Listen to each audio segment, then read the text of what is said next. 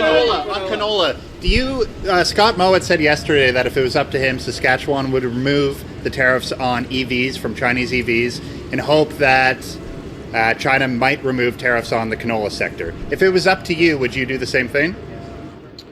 No, I don't believe that is the right way to go. I think that, first of all, China wants these electric vehicles to be roving surveillance operations on our streets. And in 10 years, God forbid, there's a conflict, and then there's millions of those vehicles surveilling our population in our streets. That would be a strategic problem for our country. So I respect Scott Moe. He's a great premier. I just respectfully disagree with this point. What I would do instead is I would cancel the $1 billion loan the Liberals are giving under Mark Carney to buy Chinese-made ships. I would say to the dictators in Beijing, you are not going to be selling $1 billion of ships to our country when you are unlawfully and unfairly targeting our canola producers with tariffs. Today is Monday, February 9th. My name is Miloš Krajčnik. This is Kanaka News. Guys, Mark Carney, he's got a problem. He wants to diversify Canada away from the U.S., double non-U.S. exports to $300 billion over the next decade, reduce dependence on Trump's increasingly protectionist America. Guys, but there's a major problem. The foreign investors, they won't invest in Canada without U.S. market access. And the Indians, the Japanese, the South Koreans, and the Indonesians, they're all waiting to see what's going to happen with the USMCA review. It's quite literally because they don't want to sell to Canadians. They want to invest in Canada to sell to Americans. And this is the diversification paradox, guys. Canada can't reduce U.S. dependence without maintaining U.S. market access, guys. And Trump knows it. He has all the leverage. He has literally all the leverage. Let's get into the article, though, guys, because I think you guys are going to like this. Canada's chief executive of the Indo-Canadian Business Chamber says its members' growing interest in investing in Canada is tempered by caution about the future of the USMCA Pact, which grants this country preferential access to the U.S. market. Nadira Hamid, based in New Delhi, said Prime Minister Mark Carney's first trip to India, expected to take place in late February to early March, is a good signal that Canada is more welcoming of Indian investment than in years prior. But she said her country's investors are keeping a close eye on negotiations between Ottawa and Washington on the USMCA. This deal and its predecessors, including the North American Free Trade Agreement, granted Canadian businesses stable and near tariff-free access to the U.S. until President Donald Trump's second term in office. Mr. Trump has imposed a slew of tariffs on Canada while products traded under the USMCA rules are exempt. That hasn't shielded steel, aluminum, and autos from damaging levies. The one thing that India, the industry, is still very cautious. They're a bit cautious because of the Trump factor. The fact that there is a little bit of uncertainty at the moment between Canada and the USA, especially with regard to tariffs, Hamid said. Because I think there's a lot to break down here, guys. Let me show you the problem with Carney's diversification strategy. Indo-Canadian Business Chamber CEO says Indian investors have growing interest in Canada. That sounds amazing. Phenomenal. But then she says the industry is still very cautious, a bit cautious because of the Trump factor. The fact that there is a little bit of uncertainty at the moment between Canada and the USA, especially with regard to tariffs. Guys, so Indian investors are interested in Canada, but they're waiting to see what's going to happen with the USMCA. They're waiting to see if Trump's tariffs become permanent. They're waiting to see if Canada actually retains this preferential access that it's had previously. She said Indian investors are keen on a multitude of Canadian sectors, including energy, critical minerals, artificial intelligence, life sciences, and agri-food. Ms. Hamid said these investors are traditionally viewed investments in Canada as potential opportunity to sell into the U.S. market. When an Indian industry decides to either expand into Canada or set up a base there, they look at North America. They look at the U.S., said the Chamber CEO, whose organization counts about 400 members across both Canada and India. It's been said explicitly, Indian investors don't want Canada for Canada. They want Canada as a gateway into the U.S. They're not interested in investing into a market of 40 million people. They're interested in investing into a market of 370 million people but mainly the 330 million people that live south of us. That is critical to understand in Canada's global market positioning. And I've been saying this thoroughly. I've said it in at least 6 episodes. The USMCA is critical to Canada. It is. And we have short-term pain because of it, and we're not dealing with it. We're running around the world doing all this virtue signaling, giving all these speeches, but at the end of the day, no one wants to invest here without U.S. market access, because it means that Carney's entire diversification strategy is built on a foundation that depends on U.S. market access, guys. If the USMCA dies, Indian investment dies with it. Not because India doesn't want Canadian energy or critical minerals, but because India doesn't want to invest in a market of 40 million people. They want 330 million people next door. And it's not just India, guys. Goldie Hyder, president and CEO of the Business Council of Canada, said Ms. Hamid's group is one of the most prominent organizations dedicated to Indo-Canadian relationship, with broad industrial support across India and large and small companies among its members. He said he's hearing similar sentiments from a number of countries where investors are taking a wait-and-see approach toward Canada until the USMCA is renewed and ratified. He cited investors in Japan, South Korea, India, and Indonesia, among others. He said Mr. Carney was in a room for some of these discussions, at least October's Association of Southeast Asian Nations Summit in Malaysia and the Asia-Pacific Economic Cooperation meeting in South Korea, so he's heard it as well. And that is key, guys. This is so key in everything that's happening. So it's not just India. It's Japan, it's South Korea, it's Indonesia, it's probably any other market in Asia as well. They're all taking a wait-and-see approach toward Canada until the USMCA is renewed. Guys, the CEO of the Business Council of Canada is hearing this from multiple countries, and Carney knows it because he was at the ASEAN summit in Malaysia in October. So he was at the APAC meeting in South Korea, guys. It says it in the article. So Carney knows that investors are waiting for the USMCA. He knows they won't invest in Canada without the US. And yet his entire strategy is dependent on this foreign investment. So all of his virtue signaling in Davos and all of that, who is that for? Who is that for? Who does that benefit? How do we as Canadians benefit from him giving these speeches in Davos when our entire economy is completely reliant on the US? And let me show you why this trap has no exit. Canada, the US, and Mexico are set to begin talks on whether to renew the USMCA this year. The USMCA says all 3 countries are supposed to meet this year and by July 1st, 2026, confirm in writing whether they intend to renew the pact, extending the deal another 16 years.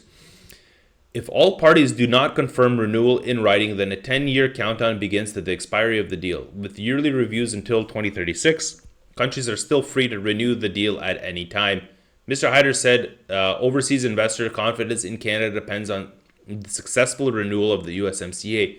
Neither foreign nor domestic investors will invest in Canada unless we retain preferential access to the US, which means reviewing and renewing the USMCA is essential to trade diversification.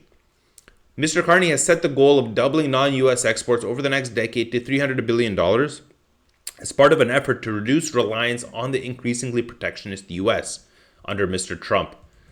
Mr. Hyder said meeting this ambition will depend on the Prime Minister's other major economic goal, facilitating $1 trillion in investment in Canada over the next 5 years.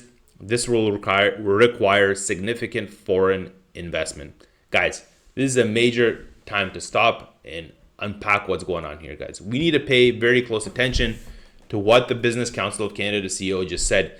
Neither foreign nor domestic investors will invest in Canada unless we retain that preferential access, guys. Then he says, which means reviewing and renewing the USMCA is essential to trade diversification, guys. This is it. This is what I've been saying. If we were running a smart, healthy policy with the US, the first thing that we would have done under any prime minister is, at the end of the day, we need to speak to the US immediately, right away. It's a matter of urgency. If you want to diversify, and we need to diversify, there's no reason why we shouldn't diversify. We need to lift the short-term pain that's being caused right now. And you do that by renegotiating that USMCA immediately. There's no need to wait a year. We do it right away. We be so annoying to the US that we lift that up, and then we build a strategy. We build a 100-year strategy on how to build up our domestic economy, guys. And the USMCA, it's the agreement that binds Canada to the US market. It's essential to diversifying away from the US market, guys. This is an actual paradox, because if you reduce dependence on the US, but to do that, you need $1 trillion in investment over the next 5 years, guys. So, and that investment is going to be foreign direct investment, guys. But foreign direct investment doesn't want to come into without the USMCA. So without US market access, Canada's strategy to reduce the US dependence depends quite literally on maintaining US market access. This is the paradox. This is really the paradox. If the USMCA survives, Canada stays dependent on US market access without any diversification. If the USMCA dies, foreign direct investment is going to collapse. And Canada can't diversify away from the US. Either way, Canada's going to stay trapped. We're going to stay trapped. We're going to stay dependent on the US. And here's the worst part. This is really revealing that Canada has no independent value proposition, guys, because we have no worthwhile industry of our own outside of extracting natural resources. It's sad. He goes, I think investors may be waiting on the sidelines until this agreement's fate is determined. One way or another, he said. Kirsten Hillman, the departing Canadian ambassador to the U.S., said in an interview to the Globe and Mail last month that it's unclear whether Ottawa, Washington, and Mexico City will be able to conclude the scheduled review of the USMCA this year. The stakes for a successful renewal of the USMCA are extraordinarily high for Canada. Not only does it provide the framework for more than $1 trillion in annual Canada-US trade, it has also become a shield against US tariffs. Products that comply with the Free Trade Pact rules are exempt from Mr. Trump's 35% fentanyl levy. This exemption covers more than 90% of Canadian exports to the US. Vida Najibullah, Vice President of Research and Strategy at the Asia Pacific Foundation of Canada, said she thinks foreign investor concern about investing in Canada until the USMCA is resolved depends on the sector and whether it's reliant on exports to the US. Let's be brutally honest with what's being revealed in this article, guys. Canada's only value to foreign investors is its proximity to the US. It's not our 40 million market. It's not our resources, of which we're probably the most resource-rich nation in the world. It's not our innovation, because they can partner with us, without actually setting up shop in Canada. It's our proximity to the US, to those 330 million people living south of us. That's it. That's the way everybody's looking at this. That's Canada's competitive advantage. And Trump controls it. The USMCA review is happening this year. The July 1st, 2026 deadline is to confirm the renewal. If Trump says no, a 10-year countdown is going to begin to the deal's expiry, guys. And here's what Canada loses if the USMCA dies. The direct loss is $1 trillion in annual Canada-US trade at risk. The indirect loss is that foreign investment is going to collapse. So India, Japan, South Korea, Indonesia, they're all waiting to see what's going to happen. Because the USMCA is currently exempts 90% of Canadian exports from Trump's tariffs. So we've built this whole narrative, this big fuss around 10% of our exports that are going to the US. So that Trump can take away Canada's direct access to the US market, Canada's ability to attract foreign investment, and Canada's shield against tariffs. And Canada has what leverage do we have in return, guys? What can Canada actually threaten? We're 10% of US trade, guys, and they're 75% of ours. Our economy is $2.1 trillion, guys, and theirs is $28 trillion. We have no leverage. We have no leverage. And this article literally proves it, guys. And foreign investors from multiple countries are waiting to see what Trump decides. Not what Carney decides, and not what Canada offers. It's what Trump decides about the USMCA, because Canada's value proposition is entirely dependent on US market access. This is the result, guys, of decades of failed industrial policy. Canada has never built independent economic capacity, guys. Never diversified markets when we had the time to do it. We've never developed domestic industries that could sustain foreign investment without the US. So guys, now we're trapped. And we can't diversify without foreign investment. We can't get foreign investment without US market access. And we can't guarantee US market access because Trump controls the USMCA. And Carney knows this. He was at those summits. It was said in the article. He heard it directly. He knows. And he's acting. I don't understand what the point of this virtual signaling is that he's doing. And his entire current strategy, is entirely ignoring this reality. And this is why this matters to Canadians, guys. This isn't just about trade policy. This is about Canada's lack of economic sovereignty. This diversification paradox exposes three fundamental problems, guys. The first problem is that Canada has no independent value proposition. 40 million people isn't a market that attracts major foreign investment. Our resources can be purchased without investing here. Our only draw is gateway to 330 million Americans.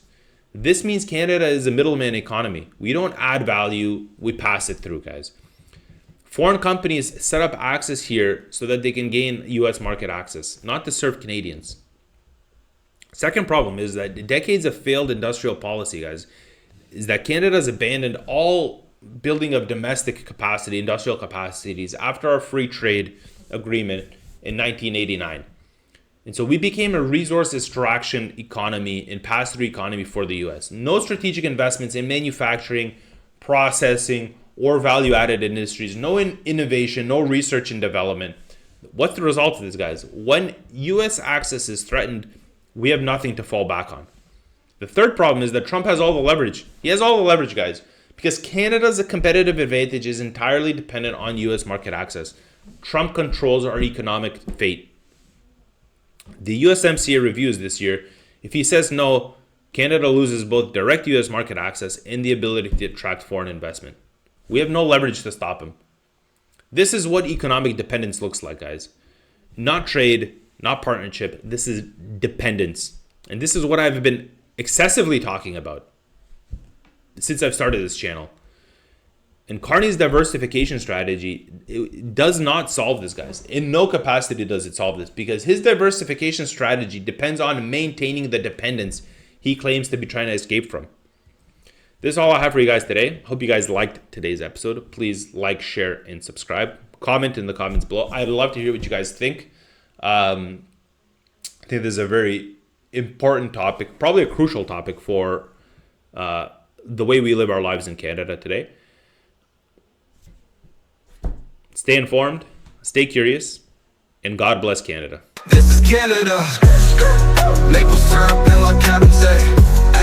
Kick your ass all hockey season.